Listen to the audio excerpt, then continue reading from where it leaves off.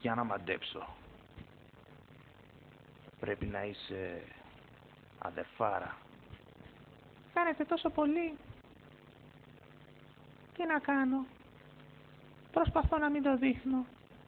Αλλά είναι αδύνατον. Μ' αρέσει να κουνιέμαι και να ξυρίζω την κορμάρα μου. Σκέφτομαι να κάνω αλλαγή φίλου. Νομίζω ότι θα έχω επιτυχία. Τι λες? Αναμφίβολα, έτσι και κατέβεις στη Συγκρού θα κάνεις πάταγο. Νομίζω ότι γουστάρεις, Λεωνίδα, να με γαμίσεις. Νομίζω ότι θέλεις. Θες να με ξεσκίσεις. Πες την αλήθεια, παραδέψου το. Θες να με γαμίσεις κι εσύ και οι υπόλοιποι 299. Καλύτερα να πεθάνω παρά να σε γαμίσω. Θα με γαμίσεις ή θα σε ευνοχήσω? Πω, τι πούστρα είσαι εσύ. Κοίτα να δεις, ρε παιδί μου, δεν γαμάμε αδερφές. Πώς το λένε, γκέγκε. Δεν δέχομαι, όχι, Λεωνίδα. Θα με γαμίσεις. Θα με ξεσκίσεις. Θέλω να γαμηθώ από ολόκληρο στρατό. Θέλω να χορτάσω πούτσο.